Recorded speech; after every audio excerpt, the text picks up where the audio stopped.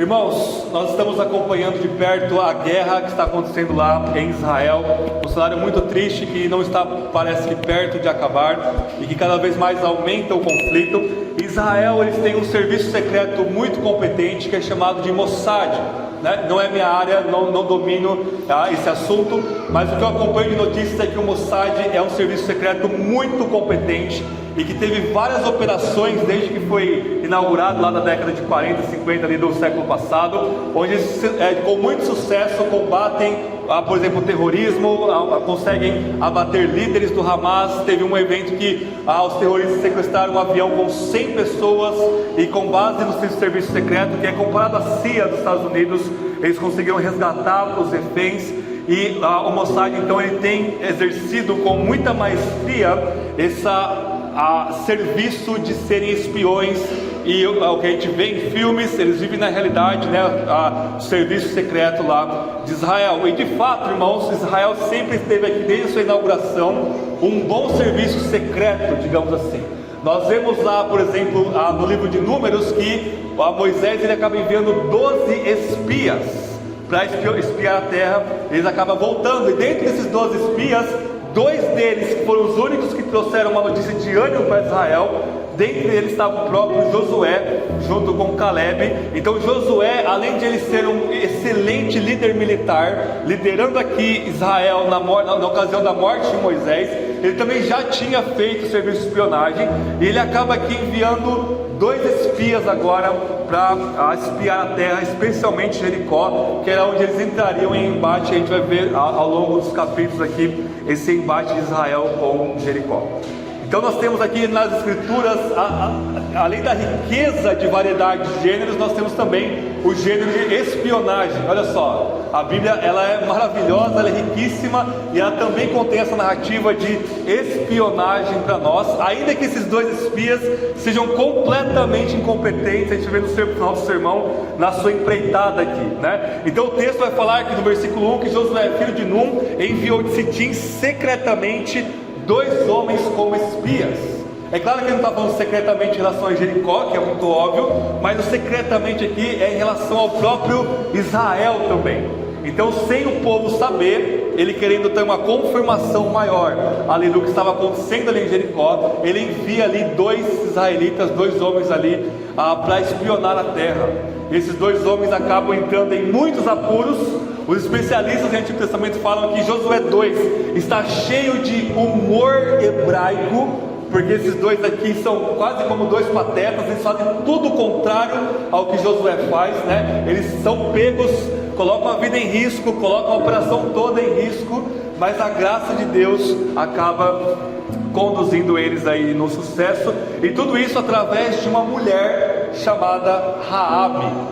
Raabe, que está vivendo aqui como prostituta. Isso significa que ela estava às margens da sociedade de Jericó, né? Então aqui logo no versículo 2 e 3 e 4, onde nós temos que os espias vão na casa dela e imediatamente o rei fica sabendo, o autor aqui do livro de Josué está colocando esse contraste dessa hierarquia na sociedade, na cidade lá de Jericó. Por um lado, o rei, aquele que está no topo da pirâmide, é aquele que está vivendo o oposto da vontade de Deus e quer matar os espias e matar Israel se fosse possível. E por outro lado, essa mulher completamente marginalizada, numa pobreza que ela precisou agora vender o seu corpo para sobreviver, e ela mora em cima do muro. Então a muralha de Jericó era bem extensa, era uma das maravilhas do mundo antigo, era uma construção assim, realmente era impenetrável Jericó, tanto que a gente vai ver depois que eles precisam da ação miraculosa de Deus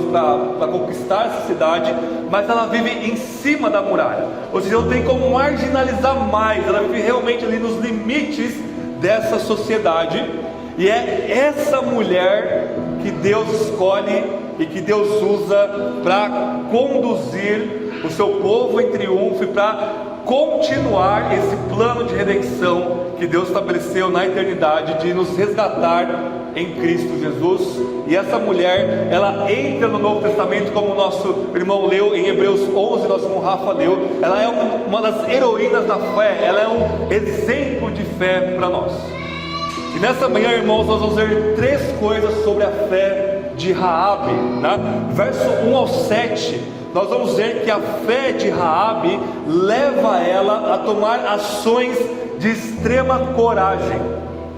Quando ela esconde os espias lá no terraço da sua casa, ela coloca ali eles debaixo do que ela estava organizando ali. Ela vem ali os guardas da cidade e fala: olha, você precisa entregar o mandado do rei. Ela coloca a vida dela em risco, porque se aqueles guardas da cidade, a mandado do rei, descobrissem que ela estava mentindo, descobrissem os espias lá, não só os 2 espias morreriam, mas certamente Raabe e toda a sua família seria morta imediatamente por desobedecer uma ordem do rei, uma ordem tão importante que todo mundo estava apavorado com a notícia de que espiões israelitas estavam ali rodeando aquela terra e entraram naquela cidade. Então a fé de Raabe no Deus daqueles espiões, que logo mais ela sabia, a gente vai ver depois do verso 8 em diante, ela sabia que Deus iria destruir aquela cidade. Mesmo assim, Raabe creu, esconde os espias. E o que ela faz, irmãos? Ela mente. Olha só o verso 3 até o verso 5. Verso 3: de modo que o rei de Jericó mandou dizer a Raabe: manda sair os homens que foram à sua casa, e lá entraram, porque vieram espionar toda a terra. Mas a mulher tomou os 2 homens, escondeu-os e disse: olha o que ela falou: é verdade que os homens vieram à minha casa, mas eu não sabia de onde eram.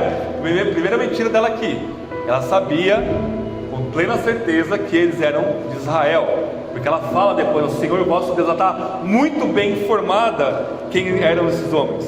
Verso 5: e aconteceu que quando já iam fechar a porta da cidade, sendo já escuro, aqueles homens saíram e disse: eu não sei para onde eles foram, persegui-os depressa, porque os alcançareis. Ela diz: olha, eu não sei onde eles foram, eles já saíram, estavam em cima da cabeça dela, eles já saíram, corram atrás dele depressa, porque vocês vão achá-los. Ou seja, cada palavra de Raabe aqui é uma mentira, explícita, descarada, intencional, uma mentira que ela comete aqui para salvar a vida deles. E aí surge a grande pergunta: será que foi um ato pecaminoso de Raabe essas mentiras? Afinal, a Bíblia é muito clara em dizer que a mentira é pecado, né? Não dirá só o testemunho, o 9º mandamento, contra o teu próximo. E não somente a revelação especial fala isso, mas cada ser humano com a lei moral gravada no coração sabe que mentira é moralmente pecaminoso. Os povos ao redor de Israel, eles tinham tratados condenando a mentira. Então ela sabia que aquilo que ela estava fazendo era moralmente errado. Então a grande pergunta é: será que Raabe pecou e portanto Deus perdoa esse pecado e usa esse pecado para salvar os espias? Ou será que nós temos uma outra perspectiva sobre isso? E eu preciso ensinar uma aplicação para nós, irmãos, algo muito importante da ética cristã, da ética bíblica para nós. Quando nós falamos de ética, nós temos 2 lados hoje em dia. Nós temos o que é chamado de relativismo. O que é relativismo? É dizer que a ética é relativa, que não existem valores morais absolutos, que tudo é relativo a uma cultura, a uma época, a um código civil. E portanto nós temos esse relativismo que a Bíblia condena como sendo uma forma de pecaminosidade. E dentro do relativismo nós temos várias formas de relativismo. A gente vai dizer que tudo é relativo ao amor, tudo é relativo às leis do Estado, que cada Estado deve seguir, tudo é relativo ao que eu acho que é certo, que é o sentido mais extremo de relativismo. E por outro lado nós temos o que é chamado de absolutismo, que é dizer que existem valores morais objetivos, absolutos, que não importa a época, o gosto, as leis de cada lugar, são sempre pecaminosos. E nós afirmamos isso, nós afirmamos que Deus tem leis morais e que todo ser humano sabe o que é certo e o que é errado, pelo menos na base mínima da moral, E portanto é óbvio que existem valores morais, éticos, absolutos, objetivos que não dependem de mim, de você, da nossa cultura, da nossa época, etc, etc. Só que, irmãos, dentro do absolutismo, nós temos também várias perspectivas, tá? E uma delas, que muitas das vezes nós adotamos, mas que não é a das Escrituras, é o absolutismo que é chamado de absolutismo não qualificado, absolutismo não graduado. O que é isso? É que todos os mandamentos, todos os valores morais são igualmente valiosos, têm o mesmo valor e que, portanto, devem ser sempre obedecidos em toda e qualquer circunstância. Amém? Esse é o absolutismo não qualificado. Qual que é o problema disso, irmãos? O problema é quando nós estamos diante de uma situação limite que nos obriga a escolher entre dois mandamentos. Nós vivemos numa realidade caída, numa realidade onde nós temos contradições por causa da queda, e nesses embates, muitas das vezes, talvez você nunca passe por isso na sua vida, glória a Deus por isso, mas muitas vezes, algumas pessoas elas podem chegar diante de uma decisão, onde ela tem dois mandamentos para obedecer, e ela não vai conseguir obedecer os dois ao mesmo tempo. Por exemplo, na Segunda Guerra Mundial, as pessoas escondiam os judeus embaixo dos seus carpetes, escondiam em algum lugar da casa, e quando o soldado nazista batia na porta, a pessoa ela tinha que escolher: ou eu vou mentir e dizer que não tem nenhum judeu aqui, ou eu vou falar a verdade e mato essa família de judia que está aqui debaixo do meu carpete. Aí tem vários filmes e livros que relatam que isso era infelizmente comum no regime nazista. Qual que é o ponto, irmãos? O ponto é que a ética bíblica ela é um absolutismo graduado. O que é isso? Existe uma hierarquia nos mandamentos bíblicos. Tem mandamentos bíblicos que são maiores, mais valiosos do que outros. Isso é muito óbvio, porque quando os chefes da lei lá, os fariseus, chegavam até Jesus e perguntavam: Jesus, qual que é os maiores mandamentos? Na mentalidade judaica a pergunta seria: quais são os mandamentos que são mais pesados? E pesado para o judeu é aquilo que é mais valioso. E Jesus diz: olha, tem mandamentos que são mais valiosos que outros. O primeiro mandamento, Deuteronômio 6: amarás o Senhor teu Deus com todo o seu coração, alma e força. Depois dele, Levítico 19: amarás o teu próximo como a ti mesmo. Os outros mandamentos estão abaixo, eles são menos pesados do que esses dois mandamentos. Então existe sim pecados diferentes, graus de pecado. Existe nessa linguagem horrível de pecadinho e pecadão? É claro que tem. O ponto é que todo pecadinho pode levar para o inferno, mas existem ações pecaminosas que exigem uma punição maior, e o ímpio sabe disso. A gente sabe que matar uma pessoa a sangue frio é uma coisa incomensável, muito maior, né? Imensamente maior do que você contar uma mentira, por exemplo. Esse é o ponto. Então a Bíblia ela coloca para nós um absolutismo graduado, e ela leva em conta o contexto de queda que nós estamos vivendo, e que muitas das vezes nós vamos precisar obedecer um mandamento e não o outro. Por exemplo, no livro do Êxodo, Faraó manda matar todos os bebês, homens judeus. As parteiras elas fazem o quê? Elas não obedecem Faraó. Elas não obedecem e elas mentem.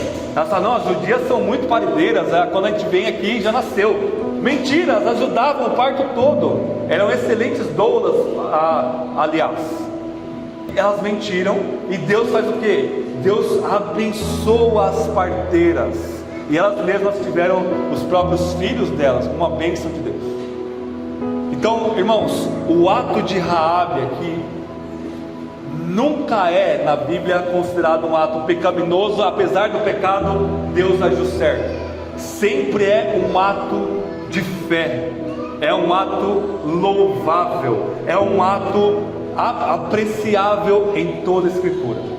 Porque lá no Novo Testamento, tanto Hebreus 11, que nós lemos no culto, pela fé, Raabe esconde os espias, quanto em Tiago 2, que vai dizer que pela fé, Raabe demonstrou a sua fé pelas suas obras, ao não entregar os espias.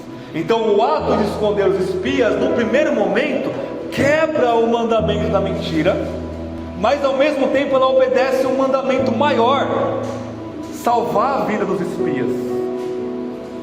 E salvar a vida dos espias significava uma demonstração de fé no Deus único e verdadeiro da parte de Raabe. Então, quando nós estamos diante desse paradoxo, dessa contradição, de termos que escolher entre o maior dos mandamentos e infelizmente quebrar um mandamento menor, esse nosso ato não é pecaminoso. Pelo contrário, é um ato de obediência. Então, se você estava na Segunda Guerra Mundial e escondeu os judeus da sua casa, você não vai dizer: Senhor, me perdoe por ter mentido para os soldados nazistas. Não, Deus não vai levar em conta esse pecado da mentira. Você não precisa nem pedir perdão, porque você obedeceu ao mandamento maior. Agora, como o nosso coração consegue desviar e corromper toda a verdade, a gente precisa ter sabedoria para saber quando a gente está num evento limite desse. Eu vou mentir todos os dias lá no meu emprego para conseguir ficar no meu emprego. Aí não. Aí você está numa situação onde falar a verdade, manter o seu testemunho cristão é maior do que você manter o emprego. Ou, num limite aqui, para pegar o exemplo de Raabe, que colocou a sua vida em risco ao fazer esse ato de fé, quando você tiver a sua vida em perigo, se você estiver numa situação de você tem que negar a Jesus para se salvar, ou professar Jesus é maior do que a nossa vida. Isso é claro em toda a Bíblia, né? O amor a Cristo Jesus, o professá-lo, o não negá-lo, é maior do que manter a nossa vida.